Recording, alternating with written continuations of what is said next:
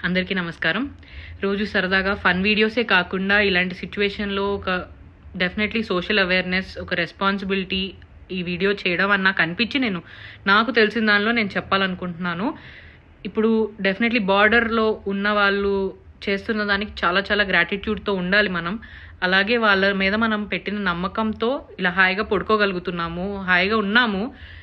ప్రస్తుతానికి మన daily life ఏం మారలేదు. డెఫినెట్లీ బార్డర్‌లో కొన్ని స్టేట్స్‌లో నిన్న జరిగింది. కానీ చాలా వరకు మిగతా స్టేట్స్ అన్నీ ప్రస్తుతానికి మన లైఫ్ నార్మల్‌గానే ఉంది. ఆఫీసెస్‌కి వెళ్తున్నాము, అన్నీ చేస్తున్నాం, తిరుగుతున్నాం, అన్నీ చేస్తున్నాం. డెఫినెట్లీ అందరూ జాగ్రత్తగా ఉండాలి. కానీ ప్రస్తుతానికి ఏం మారలేదు. ఏదో అయిపోతుందని పానిక్ కూడా అవ్వాల్సిన సిచ్యువేషన్ కాదిది. కానీ ముందు జాగ్రత్త డెఫినెట్లీ ఉండాలి. మ్యాక్సిమం అన్నీ సెట్ అయిపోతాయి సూన్ అనే కోరుకుందాం. ఏదన్నా ఒక సిచ్యువేషన్ వస్తే ముందు జాగ్రత్త, ఇప్పుడు ఏదో వస్తే చూద్దాంలే అని కాకుండా ముందు జాగ్రత్తగా సేఫ్ సైడ్ జరిగిపోతుంది అనే టెన్షన్ కాకుండా సేఫ్ సైడ్ ఏం చేయాలని ఆలోచించుకోండి.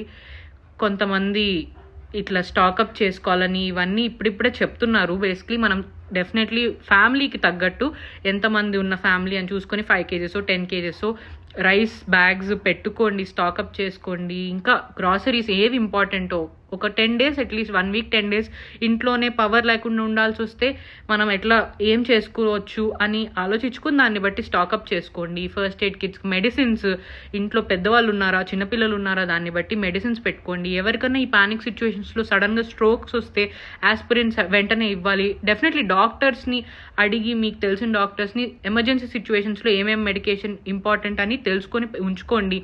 అలాగే మీ ఇంపార్టెంట్ డాక్యుమెంటేషన్, ఏదన్నా బై ఛాన్స్ ఇవాక్యుయేషన్ చేయాల్సిన సిచ్యువేషన్ వస్తే 1-2 బట్టలు కానీ, స్నాక్స్ కానీ, ఇమీడియట్గా మనకు ఒక 2 రోజులు సర్వైవ్ అవ్వడానికి కావాల్సినవి కానీ, ఫ్యామిలీని బట్టి, పిల్లలు ఉన్నారా, పెద్దవాళ్ళు ఉన్నారా, దాన్ని బట్టి డెఫినెట్లీ ప్రిపేర్డ్గా ఉండాలి.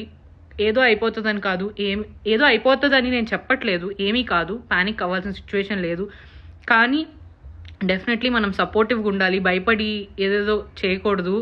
చాలా ధైర్యంగా సపోర్టివ్గా ఉంటే డెఫినెట్లీ ఇది వెరీ సూన్ క్లియర్ అయిపోతుందని కోరుకుందాం. జై హింద్.